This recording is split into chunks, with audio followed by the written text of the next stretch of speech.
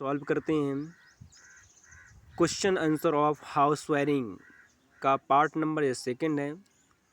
इससे पहले हम पार्ट नंबर फर्स्ट अपलोड कर चुके हैं, आप लोग देख सकते हैं जाकर वहाँ। तो क्वेश्चन नंबर 12 में क्या कहा जा रहा है पढ़ते हैं। फ्यूज़ संयोजित होना चाहिए। जो फ्यूज़ है वो किस वायर में लगा होना चाहिए? न्यूट्रल में लगा होना चाहिए कि अर्थिंग वायर में लगा होना चाहिए कि फेज वायर में लगा होना चाहिए? तो क्वेश्चन के अकॉर्डिंग चलते हैं। आ नंबर कहा जा रहा है उदासीन चालक की श्रेणी में। जैसा कि हम जानते हैं कि उदासीन चालक की श्रेणी में नहीं लगाते हैं, उदासीन चालक के समांतर में न्यू, जीवित चालक के सीरीज में लगाया जाता है। तो ऑप्शन नंबर सी सही हो जाएगा। सा नंबर जीवित चालक के समांतर के में नहीं लगाया जाता है, इसलिए लगाया जाता है फेज वायर में, क्योंकि जो करंट है वो फेज वायर से ही होकर गुजरती है। जब भी आपका ओवरलोड या शॉर्ट सर्किट होता है तो आपका क्या होता है कि फेज वायर में करंट की मात्रा बढ़ जाती है, ठीक है। इसी वजह से वो क्या करता है, सर्किट को ब्रेक कर देता है। ओके गाइज, क्वेश्चन नंबर 13 पढ़ते हैं। निम्न में से कौन सी उपभोक्ता युक्ति नहीं है? जिसका मान लीजिए जो कंज्यूमर है वो उसका इस्तेमाल नहीं कर पाता, उपभोग नहीं कर पाते हैं, ठीक है। हीटर का अच्छी प्रकार से करते हैं, बल्ब का अच्छी प्रकार से, स्विच, विद्युत उपकरण। जैसा कि हम सभी जानते हैं कि हीटर, बल्ब, विद्युत उपकरण, तो हमारा जो स्विच होता है, ठीक है, हालांकि इस्तेमाल करते हैं पर अच्छे प्रकार से नहीं, ये इस्तेमाल होता है। बट ऑप्शन नंबर आपका सी सही हो जाएगा, ठीक है। क्वेश्चन नंबर 14 में देखते हैं। सीलिंग फैन, ट्यूब लाइट आदि को विद्युत सप्लाई देने के लिए प्रयोग किया जाता है। एडाप्टर, सीलिंग रोज, डिस्ट्रीब्यूशन बॉक्स या एमसीबी। तो हम जैसे कि जानते हैं कि सीलिंग फैन, ट्यूब लाइट आदि को विद्युत सप्लाई देने के लिए हम लोग क्या करते हैं, पॉइंट छोड़ते हैं, सेलिंग रोज लगाते हैं, ठीक है।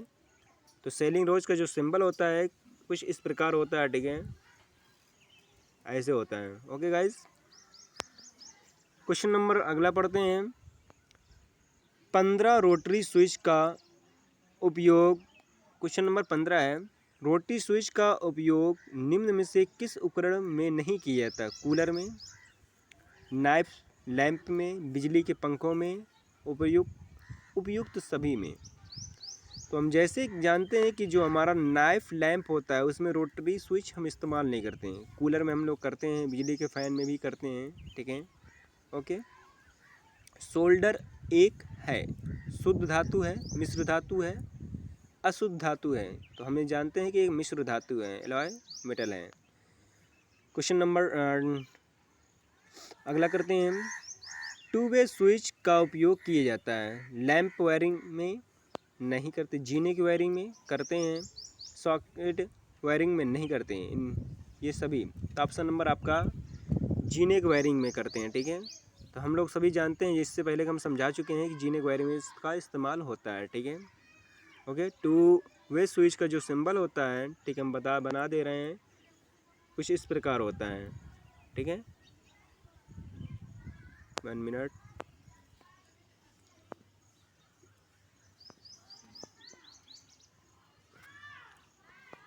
कुछ इस प्रकार का सिंबल होता है, ठीक है। ये पॉइंटर होता है, कभी इधर कनेक्ट होता है, कभी इधर, ये इधर आ जाता है, कभी इधर आ जाता है। तो इस प्रकार कुछ सिंबल आपका होता है, ठीक है, तभी जानते होंगे इस प्रकार के। ओके, नेक्स्ट क्वेश्चन पढ़ते हैं। सीलिंग फैन सर्किट में रेगुलेटर का उपयोग किया जाता है। तो सीलिंग फैन में किस लिए लगाया जाता है? धारा को घटाने के लिए, पंखे में आरोपित वोल्टेज ड्रॉप के लिए, गति बढ़ाने के लिए, टॉर्क बढ़ाने के लिए। तो पंखे में आरोपित जो वोल्टेज ड्रॉप है उसको हम घटाने के लिए इस्तेमाल करते हैं, बढ़ाने के लिए, ठीक है। क्वेश्चन नंबर 19 पढ़ते हैं। विद्युत सर्किट में विद्युत धारा के प्रवाह को कंट्रोल करने वाली डिवाइस, तो कौन सी डिवाइस से कंट्रोल करती है? तो सोल्डर, तो सोल्डर तो कंट्रोल कर नहीं सकती। स्विच, हाँ, स्विच के द्वारा हम सर्किट को ऑन ऑफ कर सकते हैं, ब्रेक कर सकते हैं। फ्यूज़, ये भी कंट्रोल नहीं करती। चालक डिवाइस, तो ऑप्शन नंबर आपका 20 सही हो जाएगा। क्वेश्चन नंबर 20 पढ़ते हैं। निम्न में से कौन सी उपभोक्ता युक्ति है? Circuit breaker, heater, cable, switch. तो जैसे कि हम जानते हैं कि जो आपका हीटर की बात कर लें, ये हम लोग उपभोक्ता उपभोग करता है, ठीक है, यूज करता है। सर्किट ब्रेकर जो होता है ये आपके सब स्टेशन में, केबल, ठीक है, हालांकि उपयोग में सभी आते हैं, ठीक है, इलेक्ट्रिसिटी के ट्रांसमिट में सभी का इस्तेमाल होता है, ठीक है। तो हमारा जो हीटर है वो ऑप्शन नंबर आपका 20 सही हो जाएगा। Okay, question number 21,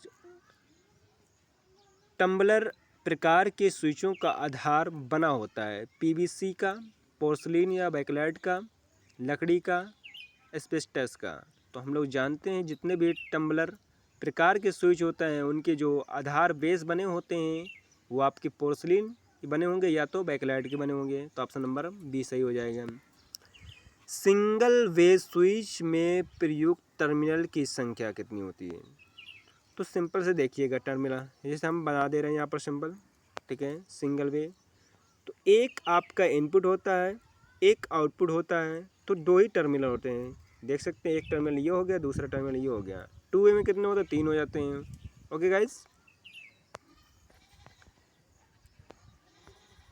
question number 23 पढ़ते हैं। सीढ़ी कक्ष वायरिंग में उपयोग होने वाला स्विच। तो आपको हमने जैसे बताया है कि कौन से इस्तेमाल होंगे, SPST, SPDT, DPST, DPDT। तो अब यहाँ पर कौन सा जो हमारा जीने की वायरिंग होती है, ठीक है, स्टेयर केस की वायरिंग की बात करें उसमें कौन सा 2 वे इस्तेमाल करते हैं हम? तो क्या यहाँ पर लिखा है? ऑप्शन नंबर 20 सही हो जाएगा। बोला जा रहा है कि SPDT।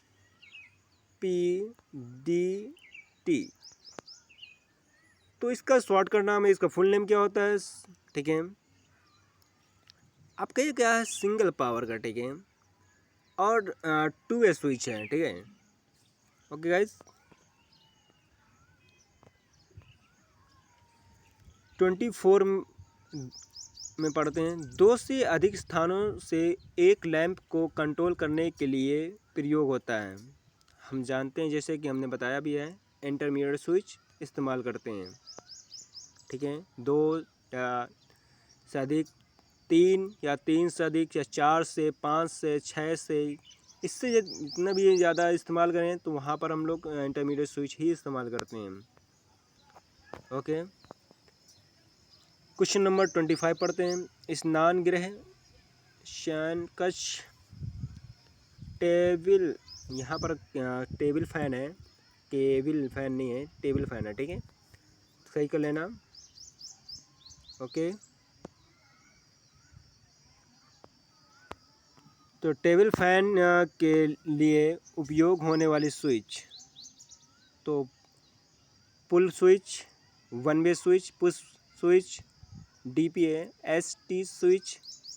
तो हम लोग जानते हैं कि चाहे नॉर्मली ऑपरेट सर्किट क्लोज बंद करने के लिए, मतलब बंद और चालू करने के लिए हम लोग इस्तेमाल करते हैं वन वे स्विच, ठीक है, मतलब one way switch. Okay guys, तो यहाँ पर ऑप्शन नंबर आपका सही हो जाएगा बी नंबर, ठीक है।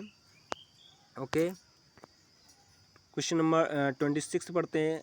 ICDP स्विच की उच्चतम धारा क्षमता होती है, तो मैक्सिमम यहाँ पर जितना दिया है तो आपका ऑप्शन नंबर बी सही हो जाएगा। 27 पढ़ते हैं।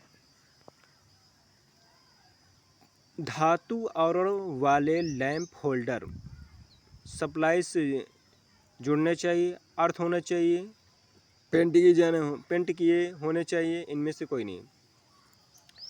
तो जितने भी आपके इलेक्ट्रिक उपकरण होते हैं, ठीक है, उनके जो धातु भाग उनमें धारा ना प्रवाहित हो रहे हो, उन सभी भागों को अर्थ होना जरूरी होना चाहिए, ठीक है, ताकि अगर लीकेज करंट आए उन धातुओं में तो वो ज़मीन में ग्राउंड हो जाए और हम लोग छुएं तो उसे इलेक्ट्रिक का झटका हम लोगों को ना लगे। तो ऑप्शन नंबर आपका बी सही हो जाएगा।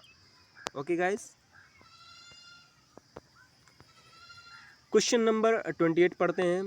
विद्युत झटके से बचाव के लिए उपयोग किया जाता है RCCB, RCCB, MCCB, MCB या फ्यूज़। तो आपके यहाँ पर पहला क्या बोला है कि RCCB residual current circuit breaker, ठीक है। दूसरा क्या है MCCB, ठीक है। तो MCCV प्लस क्या है MCB, तो मिनिएचर करंट सर्किट ब्रेकर, ठीक है।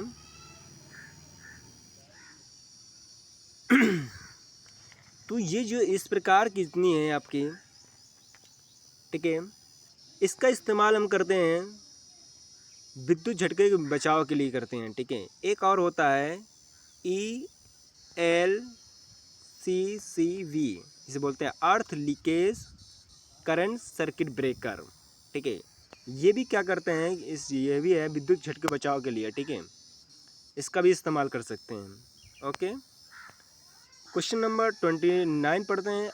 RCCB residual current circuit breaker को स्थापित किया जाता है ऊर्जा मापी से पहले, मुख्य डीपी के बाद, उप सर्किट में ऊर्जा मापी के बाद व मुख्य स्विच से पहले। तो हम जानते हैं, सबसे पहले हम बता देते हैं कि सबसे पहले आपका क्या लगा होगा कि यहाँ पर आपका एनर्जी मीटर लगा होगा। उसके बाद क्या लगाएगा आपका, यहाँ पर RCCB लगाएंगे, ठीक है। उसके बाद यहाँ पर इसके बाद लगाएंगे आपके डिस्ट्रीब्यूशन बोर्ड DP लगाएं, ठीक है, DB लगाएंगे। ओके गाइस, तो इन दोनों के बीच लगाया जाता है। ओके, क्वेश्चन नंबर लास्ट पढ़ते हैं 13।